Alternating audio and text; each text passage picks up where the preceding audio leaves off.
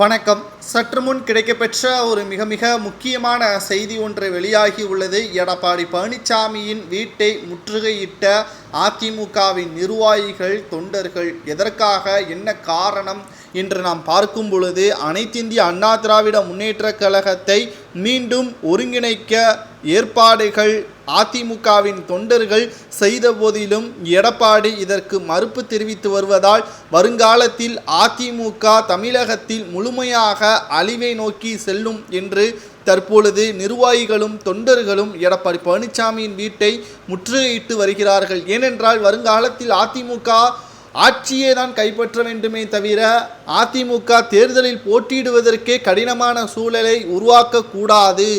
எடப்பாடி பதவிற்கும் பணத்திற்கும் மட்டும்தான் எடப்பாடி பழனிசாமியின் செயல்பாடுகள் இருப்பதாகவும் தற்பொழுது முதல் கூட்டம் நேற்று சென்னையில் நடந்தது. புகழேந்தி தலைமை வகித்துள்ளார். கூட்டத்தில் அதிமுக ஒருங்கிணைய வேண்டும் எனவும் வலியுறுத்தியுள்ளார். தமிழகம் முழுவதும் ஆர்ப்பாட்டம் நடத்துவது, இணைப்புக்கு ஒத்துழைக்காத தலைவர்கள் வீடுகளில் முற்றுகை போராட்டம் நடத்துவது என முடிவு எடுக்கப்பட்டுள்ளதாகவும், பழனிசாமிற்கு அடுத்ததாக உள்ள இரண்டாம் கட்ட தலைவர்கள் கட்சி தோல்வி தொடர்ந்து வேடிக்கை பார்க்கக்கூடாது என்றும், எடப்பாடி பழனிசாமியிடம் ஒருங்கிணைப்பை வலியுறுத்த வேண்டும் என்றும், எடப்பாடி பழனிசாமி அவர்களது வீட்டை முற்றுகையிட்டால் மட்டும்தான் இனி சாத்தியமாகும் என்றும் தற்பொழுது தகவல்களை நம்மால் பார்க்க முடிகிறது.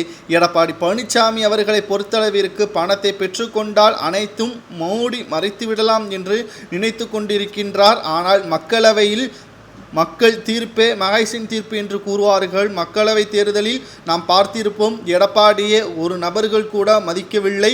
ஏன் அதிமுகவின் தொண்டர்கள் கூட மதிக்காத சூழல்தான் ஏற்பட்டது. இதுவரை வரலாற்று தோல்வி அதிமுக அடைந்ததற்கு காரணம் எடப்பாடி என்ற ஒற்றை நபர்தான்.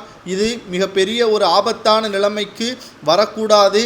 இனிமேல் அதிமுக ஒருங்கிணைய முடியாது என்று அதிமுகவின் தலைவர்கள் உறுதியாக கூறிக்கொண்டிருந்தால் 2026 அதிமுகவை இழுத்து மூடிவிட வேண்டியதுதான் என்பதற்கேற்பதான் தற்பொழுது முக்கிய தலைவர்கள் விமர்சனம் செய்து வருகிறார்கள். அனைத்து இந்திய அண்ணா திராவிட முன்னேற்றக் கழகம் வெற்றியடைய வேண்டும் என்றாலும், அதிமுக மீண்டும் அரசியலில் புத்துணர்ச்சி பெற வேண்டும் என்றாலும், ஒருங்கிணைந்த அதிமுக தொண்டர்கள் ஒருமனதாக அதிமுகவிற்காக வேலை செய்ய வேண்டும்.